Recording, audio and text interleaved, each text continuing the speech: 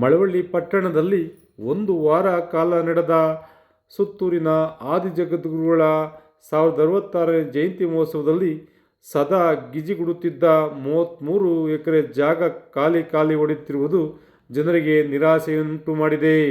ಮಳವಳ್ಳಿ ಪಟ್ಟಣದ ಶಾಂತಿ ಕಾಲೇಜಿನ ಮುಂಭಾಗದಲ್ಲಿ 33 ಎಕರೆ ಪುರಸಭೆ ಜಾಗದಲ್ಲಿ ಡಿಸೆಂಬರ್ 15ರಿಂದ ಡಿಸೆಂಬರ್ 22ರವರೆಗೆ ನಡೆದ ಸುತ್ತೂರಿನ ಆದಿಜಗದ್ಗುರುಗಳ ಜಯಂತಿ ಮಹೋತ್ಸವದಲ್ಲಿ ಲಕ್ಷಾಂತರ ಜನರು ಭಾಗವಹಿಸಿ ವಸ್ತು ಪ್ರದರ್ಶನ, ದಾಸೋಹ ವ್ಯವಸ್ಥೆ, ಧಾರ್ಮಿಕ ಕಾರ್ಯಕ್ರಮವನ್ನು ವೀಕ್ಷಿಸುವ ಮೂಲಕ ಸಂತಸಭರಿತರಾಗಿದ್ದರು.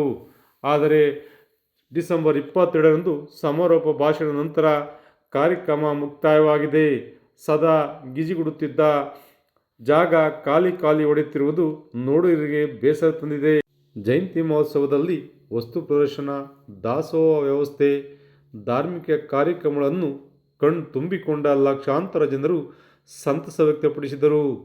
ರಾತ್ರಿ ಇಡೀ ದಾಸೋಹ ವ್ಯವಸ್ಥೆಗಳು, ವಸ್ತು ಪ್ರದರ್ಶನಗಳು, ಧಾರ್ಮಿಕ ಕಾರ್ಯಕ್ರಮಗಳು ಜನರಿಗೆ ಮನಸೂರೆಗೊಂಡವು. ಮಳವಳ್ಳಿಯ ಇತಿಹಾಸದಲ್ಲಿ ಹಿಂದೆ ನಡೆದಿಲ್ಲ, ಮುಂದೆ ನಡೆಯುತ್ತದೋ ಎಂಬುದು ಗೊತ್ತಿಲ್ಲ. ಆದರೆ ಈಗ ನಡೆಯುತ್ತಿರುವ ಜಯಂತಿ ಮಹೋತ್ಸವದ ಸವಿಯನ್ನು ಸವಿಯಲು ಮಳವಳ್ಳಿ ತಾಲೂಕಿನ, ರಾಜ್ಯದ ಹಲವೆಡೆಯಿಂದ ಬಂದ ಲಕ್ಷಾಂತರ ಜನರು ವೀಕ್ಷಣೆ ಮಾಡಿ ಸಂತಸ ವ್ಯಕ್ತಪಡಿಸಿದ್ದರು. ಆದರೆ ಡಿಸೆಂಬರ್ 22ರಂದು ಜಯಂತಿ ಮಹೋತ್ಸವ ಮುಕ್ತಾಯವಾದ್ದರಿಂದ ಈ ಜಾಗ ಖಾಲಿ ಹೊಡೆಯುತ್ತಿದೆ.